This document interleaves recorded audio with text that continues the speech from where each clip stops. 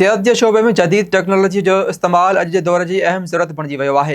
पर महांगियुनि तिबी सहूलियतुनि सबबि केतिरा ई मरीज़ जदीद इलाज खां महरूम रहिजी वञनि था। अहिड़ी सूरताल में सिंध हुकूमत पारां कराची जी सिविल अस्पताल में क़ाइमु कयल Sindh institute of advanced endoscopy and gastroenterology ऐं गाइनोकोलॉजी जे मरीज़नि लाइ हिकु अहम उम्मीद बणिजी साम्हूं आयो आहे। हीउ पाकिस्तान जो पहिरियों सरकारी इंस्टीट्यूट आहे जिते दुनिया जी जदीद एंडोस्कोपी ऐं गैस्ट्रो एंट्रोलॉजी से लागापियल अहम तिबी सहूलियतूं मरीज़नि खे मुकमल तौर मुफ़्त फ़राहम कयूं वञनि थियूं। इंस्टीट्यूट में एंडोस्कोपी, कोलोनोस्कोपी, ERCP समेत मुख़्तलिफ़ जदीद तशख़ीसी ऐं इलाज जूं सहूलियतूं मौजूदु आहिनि, जॾहिं त गाइनोकोलॉजी जे शोबे में ईंदड़ औरतुनि लाइ पिणु जदीद तिबी सहूलियतूं फ़राहम कयूं वञनि थियूं। हिते ईंदड़ मरीज़नि खे जदीद मशीनरी सां गॾु माहिर डॉक्टर ऐं तरबियत याफ़्ता अमले जी निगरानी में इलाज जूं सहूलियतूं फ़राहम कयूं वञनि थियूं। हाणे ॿुधूं था त हिन जदीद तिबी इदारे में मरीज़नि खे कहिड़ियूं कहिड़ियूं सहूलियतूं फ़राहम कयूं वञनि थियूं ऐं उन जो आवाम खे कहिड़ो फ़ाइदो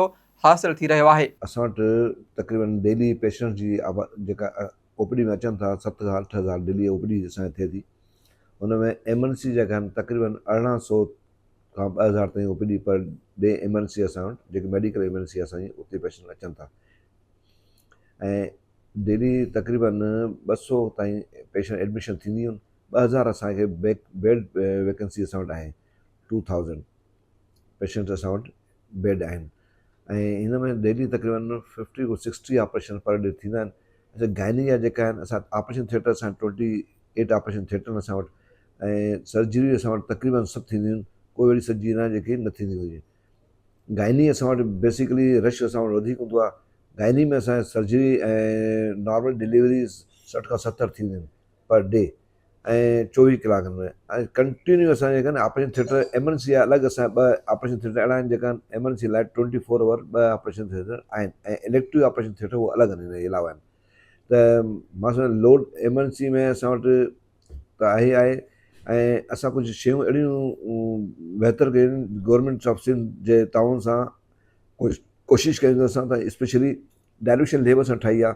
उहो बि असां कोशिशि कराईसीं 4 करोड़ जी लागत सां असां ठही आहे ऐं डायल्यूशन लैब में जेको आहे स्पेशली हुन में कमु इहो थींदो आहे त इंजेक्शन डायल्यूट थी पोइ वार्डन में वेंदा आहिनि। छो त इंजेक्शन तव्हांखे ख़बर आहे पाण 3000 4000 5000 10,000 इंजेक्शन हूंदा आहिनि त उहो महांगा इंजेक्शन हूंदा आहिनि। त का असां हिन करे इहो सिस्टम करायो आहे त ज़ोरी न थिए, छो त मसइला पहिरियों कुझु हुया हिते त जंहिं करे असां उनखे हाणे डायल्यूट लैब ठाही आहे। जेका बि इंजेक्शन वेंदा आहिनि डायल्यूशन थी वेंदा आहिनि वार्डन में, पेशेंट खे लॻंदा आहिनि त हुन में इहो हूंदो आहे त चोरी जा चांसिस न हूंदा आहिनि ऐं पेशेंट खे प्रॉपर तरीक़े सां डोज़ लॻंदो आहे। हर वार्ड में ईअं वेंदो आहे। ॿी ॻाल्हि त सेंट्रल लेब असांजी आहे, उहा लेब आहे जेके 14 खां 15 हज़ार पर डे 24 आवर टेस्ट थींदियूं आहिनि असांजियूं।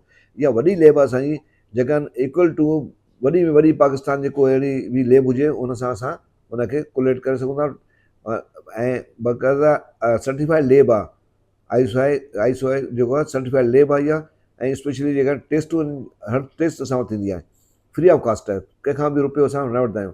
इहा free of cost government of Sindh जे बजट जा असां हलंदी आहे। मरीज़नि खे जदीद तिबी सहूलियतूं फ़राहम करण सां गॾु हिन इदारे जी हिकु अहम ख़ुसूसियत इहा आहे त हिते जदीद ऐं महांगियूं एंडोस्कोपी जूं सहूलियतूं आम माण्हुनि खे मुकमल तौर मुफ़्त फ़राहम कयूं वञनि थियूं। माहिरनि जो चवणु आहे त वक़्त सिर तशख़ीस ऐं जदीद तरीक़ेकार ज़रिए केतिरनि ई पेचीदा बीमारियुनि जी बर वक़्त सुञाणप ऐं इलाज मुमकिन बणिजी सघे थो। असांजी एमरजेंसी मई 2024 में असां हिनखे रेनोवेट करे हिनखे असां एक्सटेंड कयो आहे। पहिरियों हिते 40 खां 55 मरीज़ ॾिसंदा हुआसीं, हाणे असां 85 मरीज़ हिते जेको आहे न कया आहिनि, बेड एलोकेटेड करे छॾिया आहिनि ऐं हिते वधि में वधि जेको असांजी अहिड़ी तव्हांखे एमरजेंसी पूरे सिंध जे कंहिं बि गवर्नमेंट सेटअप में नज़र कोन ईंदी। इन जो सॼो क्रेडिट असांजो जेको आहे न असांजी MS डॉक्टर ख़ालिद बुखारी साहिब ॾे वञे थो। उनजी पर्सनल कोशिशुनि सां ऐं डोनेशन्स ते असां ही जेको आहे न एमरजेंसी सॼी रेनोवेट कराई आहे। हिन एमरजेंसी में असां अल्ट्रासाउंड 24 कलाक थींदो आहे, एक्सरे 24 आवर्स थींदो आहे। असांजे हिन में रिसर्सिशन रूम आहे, जेके इंतिहाई सीरियस मरीज़ हूंदा आहिनि उन्हनि जे लाइ अलॻि आहे।